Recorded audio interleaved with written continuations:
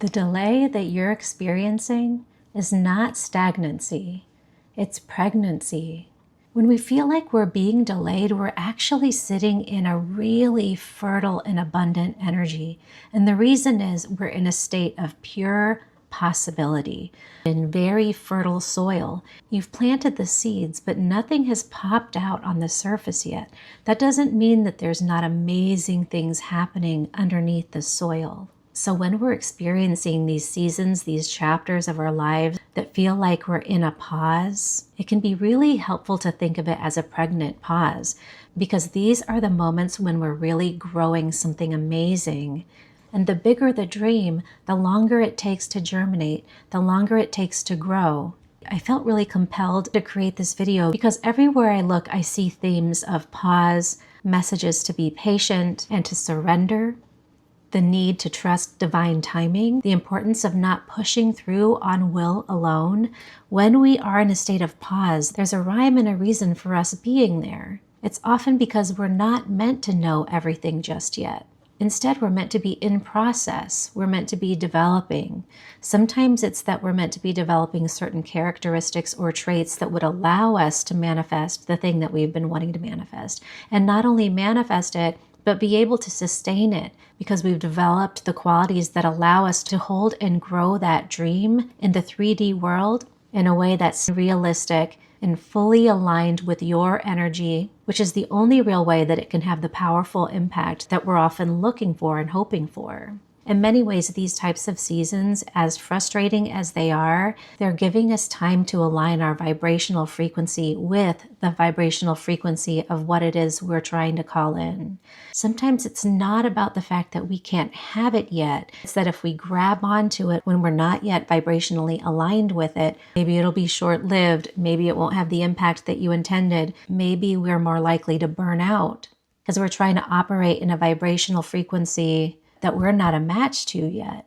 So I feel like it's really important to encourage anyone who feels like they're sitting in that energy to take great care not to frame these moments in a negative light, because they're not negative at all. They're actually pure potential. Pure magic is brewing on the inside. These are times where we're meant to discover a lot about ourselves and maybe make some big shifts in our life so that we can prepare for and get ourselves in alignment with that goal or whatever it may be that we're trying to reach. This is a concept that shows up in tarot and in oracle cards a lot, and it can be really frustrating when these cards come out sometimes.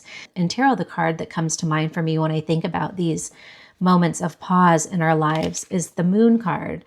This is the Moon card in the traditional tarot, and it signifies the fact that we're not meant to know everything yet, that there are details that are unseen by us, and that is important at this stage. This is a time of tapping into intuition. This is a time of connecting with your deepest knowing and of not looking for answers outside of yourself, but instead doing the inner work to discover what it is that we're meant to discover here. In the traditional tarot, there's a lot of symbolism here. This is the moon, and then there are these two towers. One of the towers is meant to signify the conscious. The other one is the unconscious. This water here symbolizes the subconscious, and this, I think it's a crayfish emerging from the water, is a symbol of emerging consciousness. And then you see this path that goes off into the distance. All these various forms of consciousness are what we're asked to sit in when we are in this energy, because there's so much to discover here. The other symbols on this card are the dog and the wolf, and they symbolize the tame and wild aspects of ourselves. In many ways, when we're sitting in this energy, we're being asked to tap into our wildest knowing of ourselves, to allow access to our untamed spirit, because that's how we're going to get access to the answers we're seeking. This is the Moon card in another tarot deck that I have, and you still have the moon and the two symbols here representing the tamed and the wild version of ourselves, and then you see her submerged in the water, with the moon gently illuminating some insight. She's completely surrendered to the process, and I think that's a really beautiful image, because this kind of surrender asks us to put our ego aside and to really put all of our striving and yearning and grasping energy aside, and to really just trust the unfolding, to trust there is divine timing here. In many oracle cards, the way that this energy is described is the void.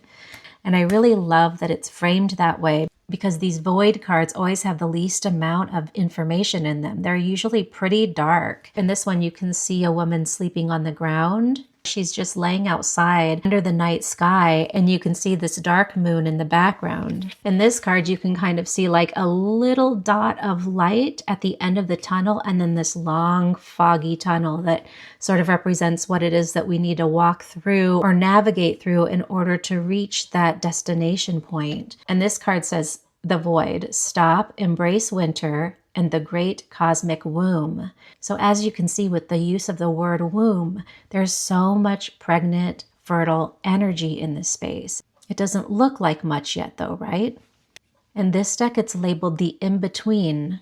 And what I love about that description is that it can really feel like we have 1 foot in the old timeline and 1 foot in the new timeline, and we're frozen there. We don't really feel like we have access to some aspect of what it would take to move forward into the new energy, so we're sort of straddling. But in this card, you can see a figure here, and she's lit up on the inside, especially here in the third eye area, with all kinds of knowledge and information that's coming in for her.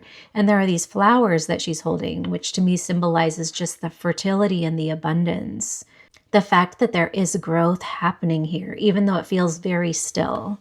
In this deck, this card also represents the void energy to me. It's called Wait, and it says, it's not time yet. Things are being woven. And again, you can see this swirling energy here, and she just sort of has her knees curled up to her chest, and she's just surrendered to the process. But this is all pure potential. It just hasn't taken form yet in a way that she can understand or see, because a process is unfolding still. In this card, it's called Patience, and she's literally holding a balloon, like so ready to celebrate, right? Wanting to get to this other side. And there is a portal here. There's a portal to getting there, but she's not moving yet.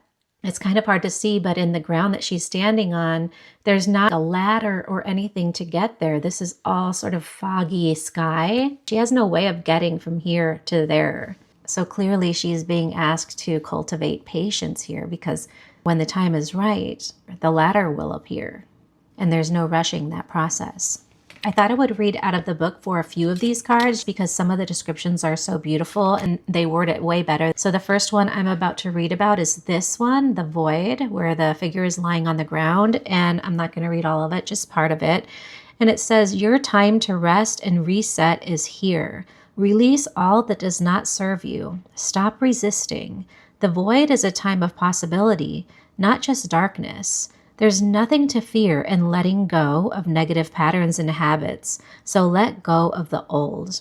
For this patience card, the description says, enjoy the journey, not just the destination. The time has come to learn patience and avoid the lure of instant gratification. Slow down, take your time. Things are happening, you just can't see it yet. Be loving and patient with your body. And there's a message to enjoy the journey. Maybe that's also a little bit of why she has her balloon. She's still allowing herself to tap into joy here. The description for this one, the void, stop, embrace winter, great cosmic womb, is everything and nothing exists in the void. It's where all life begins and ends. It's the winter and the womb, the fertile darkness where all things originate and all seeds grow. Comforting and intimidating, freeing and daunting. It can feel both overwhelmingly small and huge. The void is where faith lives. I love that description. And then for this card, which says, wait, it's not yet time, things are being woven. It says, in our fast, loud, reactive, and comparative world, where an instant response is so often expected, and at times even a currency, it can feel almost impossible to take a breath, let alone give ourselves the space to rest, wait, and reset. We're so often in overdrive, expecting instantaneous results over and over again. And when guidance doesn't come at these extreme speeds, it can feel as though something's gone wrong. But often, not receiving guidance is guidance in itself. When you ask for guidance and don't receive it, it can often mean, wait, it's not time yet. The details are being woven. It may not be happening to the timeline you'd like, but if you gather up the patience, it will be orchestrated better than you could ever imagine. Then finally for this one, which is the in-between, it says, Endings hurtle us to the edge of our lives, to the in-between. This quiet and uncomfortable place is one we'd prefer to avoid and much rather find more comfortable ground. It's here that we are no longer where or who we once were, and also not yet where or who we'll be someday soon. We're in the in-between, between the tomb and the womb. This card really beautifully speaks to the layer that I was talking about, where it can feel like you have one foot in the old and one foot in the new, because usually when that's happening, it's because the old is collapsing.